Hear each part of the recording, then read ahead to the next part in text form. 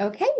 I want to thank everyone for joining us today for our annual employer education web video on disability benefits. We will be going over the application process and mainly employer responsibilities when it comes to the disability process here at SERS.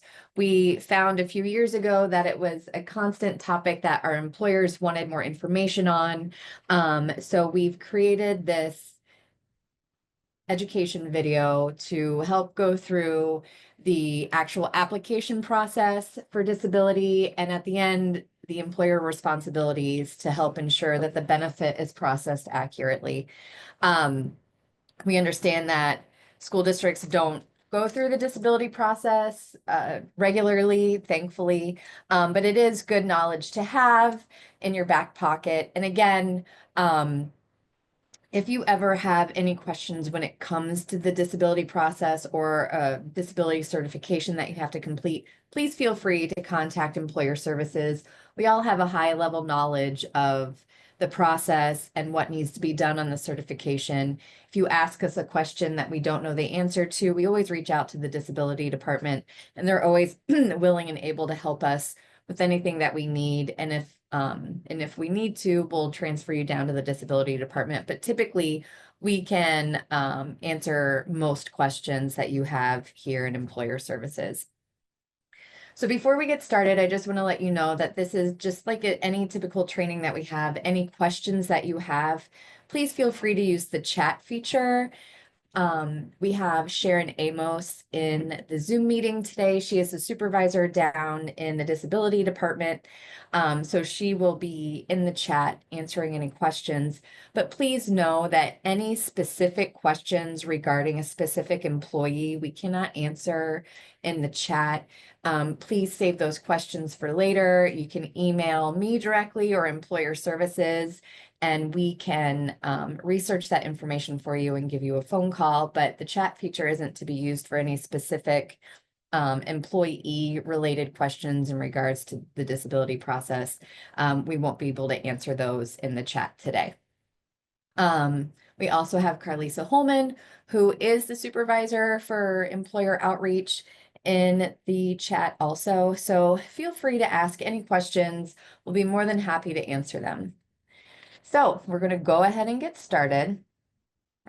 So as I said, the purpose of this webinar is to cover the basics of the disability application and approval process so that you as the employer have a better perspective of what is happening with your employee and what is expected of you towards the end of the process.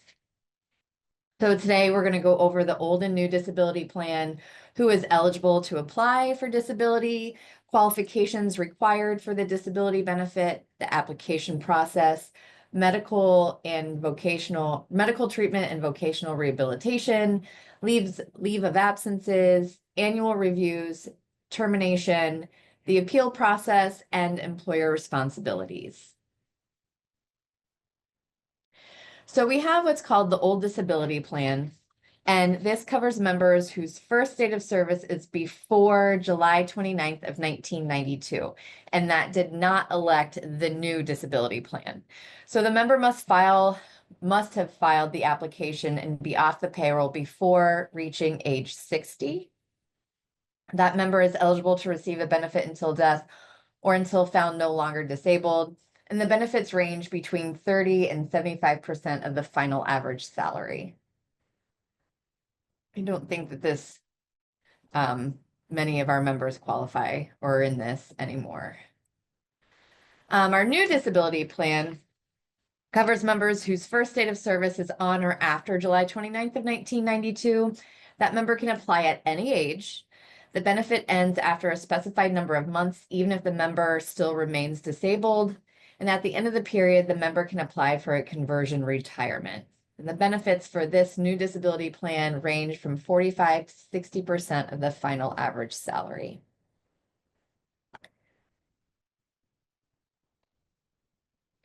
You're probably wondering who can apply for disability. So any member who has at least 2 years of total service credit, have contributed to SERS within the last 2 years. So let's say that a year and a half ago, one of your employees stopped working for the school district, probably because they no longer could, or they can apply for the disability benefit within those last 2 years. So any time frame after that 2 years, our disability department, the application won't go any further. So it has to be within the last 2 years of contributions being sent to SERS. Any member who is not receiving a service retirement or a disability benefit from another Ohio retirement system and have not withdrawn their contributions. So if you think about it, if a member has refunded their account, they're technically no longer a member. So as long as they have left their contributions in their account here at SERS and it's within the last 2 years, they can apply for disability.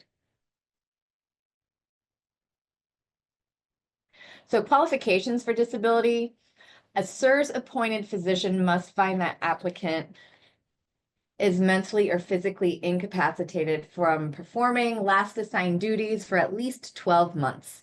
So the disability must have occurred since the applicant last became a member and before the applicant stopped contributing.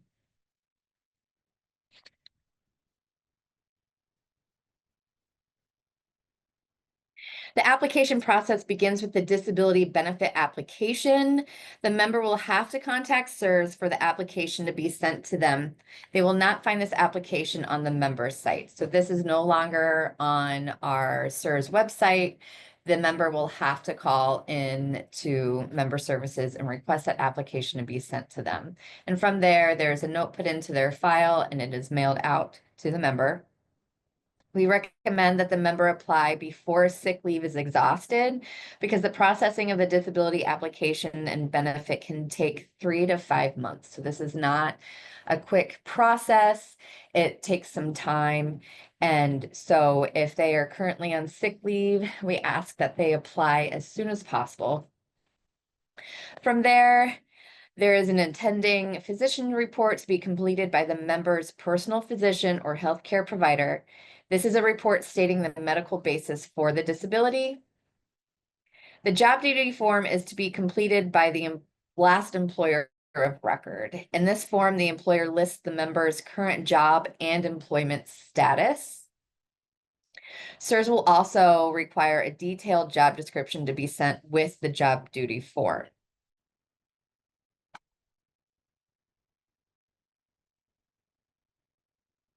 A medical examination upon receipt of completed, once the disability department receives the completed application, SERS will appoint an examining physician and will schedule a medical examination for the member.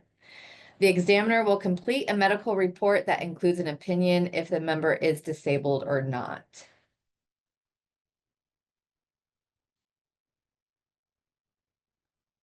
The decision process, as I said earlier, that the overall processing time for disability is 3 to 5 months.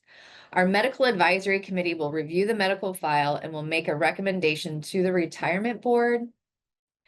From there, the retirement board will make their final decision. If denied, the member can appeal this decision, and I will cover the appeal process a little bit later.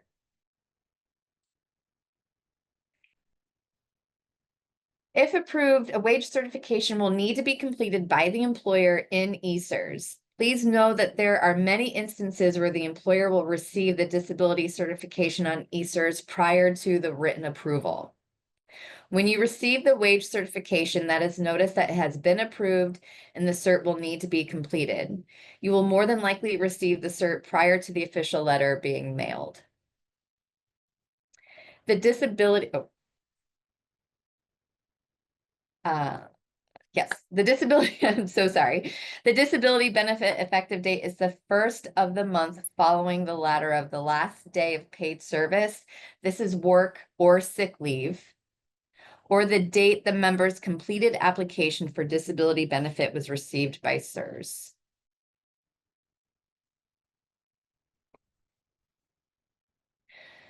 The member may be required to obtain medical treatment that would be beneficial for the recovery of their condition.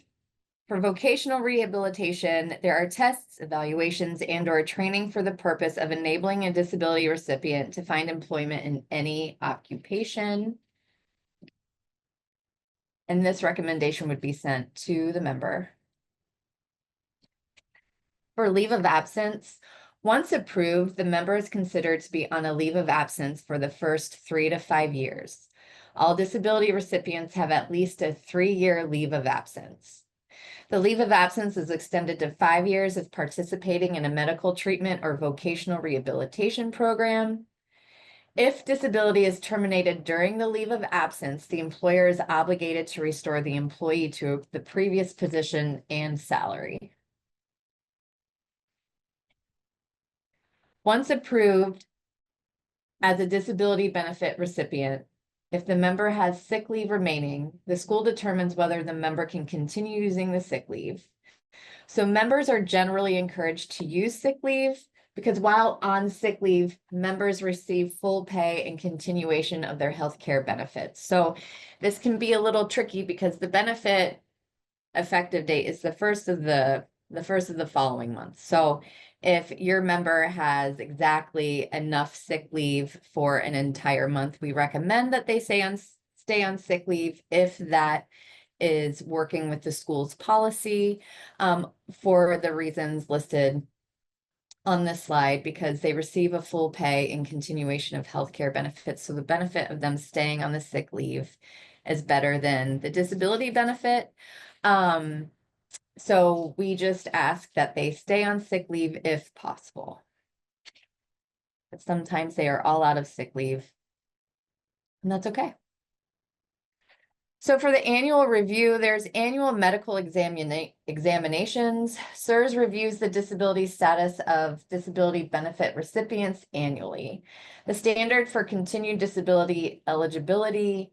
So while on leave of absence, the standard is whether a member is no longer disabled from the SERS covered position.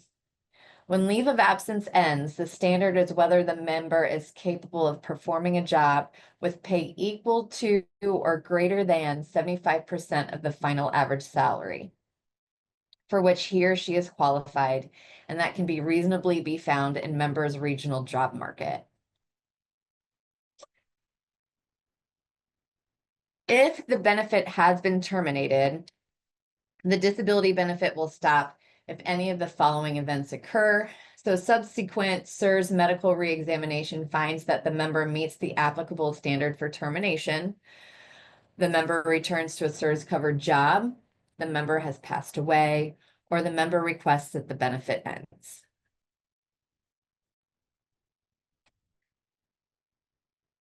SERS will send a notice of decision to terminate the member if the leave of absence has not expired. SERS notifies the employer that the member is no longer disabled from the last SERS position. The employer must restore the member to the previous position and salary. If not available, the employer must place them in a position and salary similar to the previous position, and this must be done no later than the first day of the first month following termination of disability benefit.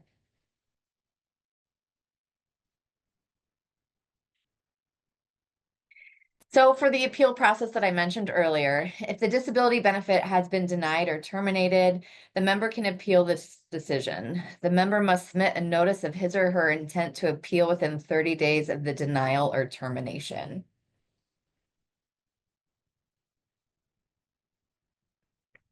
So your employer responsibilities when there is one of your employees applying for a disability benefit. So the overall responsibilities for the disability process for the employer are to complete the job duty form and provide a full detailed job description. You will need to complete the wage certification in eSERS when notified. So please remember that this will only occur when the disability benefit has been approved. You'll notify SERS if you are employing a person receiving a disability benefit. This includes a returning employee whose benefit is terminating but has not yet terminated. And finally, you'll restore an employee to a former position if SERS terminates their disability while on a leave of absence.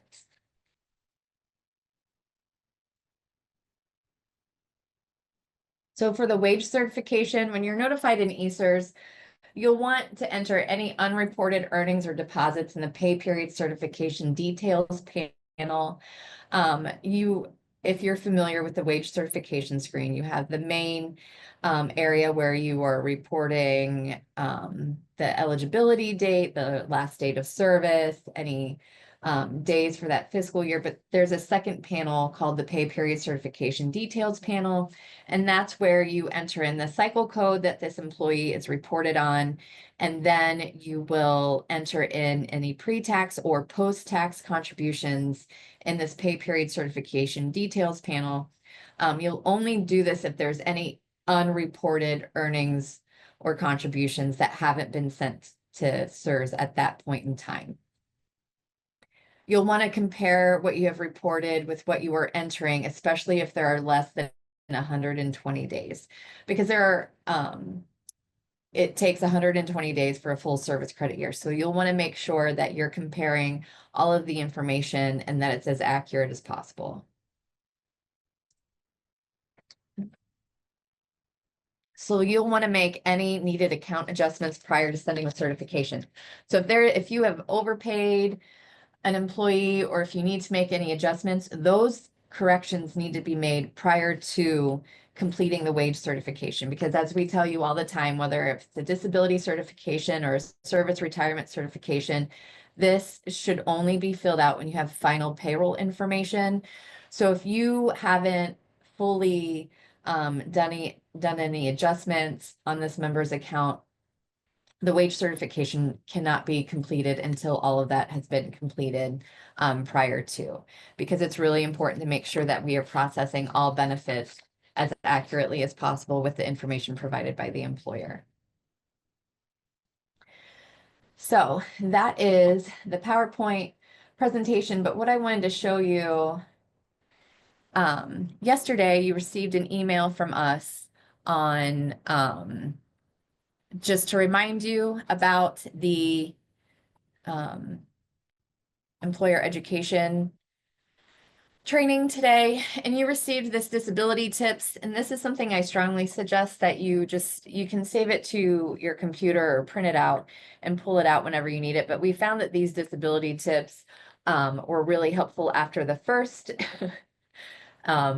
webinar we did on disability years ago, but we found that this fact sheet on our disability tips has really helped a lot of employers when they really needed it.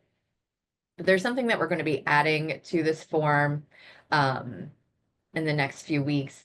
But basically, sometimes there's some confusion when it comes to a member's disability benefit being approved, and you get the wage certification prior to being notified by us. And that's because that's electronic. And so that moves a little bit faster than anything that you get in the mail. So when you receive the wage certification notification that the disability cert needs to be completed, that is basically SERS saying that the disability benefit has been approved and that this certification needs to be completed. Sometimes you'll receive the wage certification a few days before the board meets to approve the benefit. And basically, the board meeting about the disability benefit recipients is a formality. It has already been approved prior to, but in these board meetings, that's when it becomes final. And so when you receive the wage certification in ESERS, that's SERS telling you that it's time to complete this disability certification and that the benefit has been approved. If you have any questions when it comes to the wage certification, please always feel free to give us a call. We are more than happy to help you with that, because I know that disability doesn't happen as often as reporting payroll. And so we are well equipped to help you with that. So this we created a few years ago for our 101 workshops. But basically this is a flow chart of the disability application process. So it first starts off with the member submits the disability benefit application. After they've called SERS and we have sent the benefit application to them, they have completed it and they send it back to us. Then it moves on to the attending physician report, where the member's personal physician will provide a report for the basis of the disability. The employer of record will receive and complete the job duty form along with the detailed job description. From there, SIRS will appoint a medical examination to have a physician look over the member and schedule a medical examination. From there, a final decision is made by the retirement board. A written notice is sent to the applicant and employer. The wage certification is submitted through eSIRS, and the processing time normally takes 3 to 5 months. So we have employers that call us from time to time saying, you know, this member is sick and they're thinking of applying for disability, and we will always tell them to apply as soon as possible. That it takes 3 to 5 months, so you don't want to sit around on making this decision if this is something that that this benefit is there for the member and they should utilize it. So with that, they should apply as soon as possible. If the application is approved, the wage certification is sent to eSIRS and the employer is notified for it to be completed. If the application has been denied, the member will receive a letter regarding the appeal process with a copy to the employer. So the employer is also notified that the disability benefit has been denied. Employees are not eligible to apply for a SIRS disability benefit if they are receiving a disability benefit from another Ohio retirement system, or if the disabling condition resulted from the commission of a felony. So there's that. I didn't realize that's what that said. So that is the information that we had for our PowerPoint. Were there any questions that should be addressed to the group? The question was, do you make the recordings available? We do. We are recording this and we can make it available. We also do have, I will show you really quick because we have some time. What I would like to do is show you that all of our videos, if you go to ohscrs.org, this is our SIRS site where you can log into your member account or eSIRS, but for our employers, we this employer whiteboard dropdown. This is all the specific topics that you can research for any questions that you have. But again, you can always call us. But in the employer education panel, we have a video center. If you click on video center, we have pre-recorded videos. The new one being our new compensation rules. So if you're unfamiliar with the new compensation rule coming up in a few months, you can review this webinar. But down in the recorded webinars, we have the disability benefit webinar right here. We are recording this so we can edit it and we can upload it to the video center. And when that's available, it will be available here. So all previously recorded videos are located in this video center tab. And any tutorials. If you have any questions, you can always give us a call. You can go to our publications and forms page that's here, and we have our employer guides, all of our handouts, fact sheets, the eSIRS hotline or the employer hotlines. Any previous publications or guides or handbooks are located in this tab. But if there aren't any more questions, any specific disability questions that you did have that you didn't ask today, please feel free to email employerservices@ohscrs.org. For any questions, just email us employerservices@ohscrs.org. Katie, I just wanted to say one quick thing just from, it's Carlisa, sorry, for everyone listening. I have talked to a couple districts and I think there's a little bit of confusion not confusion, but the effective, and Sharon, correct me if I don't say this correctly, the effective date for a disability once approved does align with the same rules as a service retirement. It's the first of the following month after the last paid day. So for example, if you received the disability certification back in February and you had an employee who actually worked yesterday and today or took a paid sick day, it's really important when you do get that disability certification. Either I know the payroll officer doesn't always work with the employee or the HR benefit, just to kind of get the idea from the employee. If they have additional sick time, as Katie mentioned earlier, they could possibly use that if your district allows it. But if they don't, by working a day into a new month does push their effective date to the following month. It doesn't happen very often, but just want to make people be aware, like that notification is like, oh, okay, I have a disability certification for Carlisa. Whether I happen to be working or on paid time, do I have 3 paid days left, or do I have 200 paid days left, or am I working? It's kind of a nice and a nudge to have a conversation just to see what's going to happen if you're going to allow it and what that effective benefit date will be, dependent on their paid time or them working, if that makes sense. That makes sense, Carlisa. This is Sharon. I'll just mention one other thing.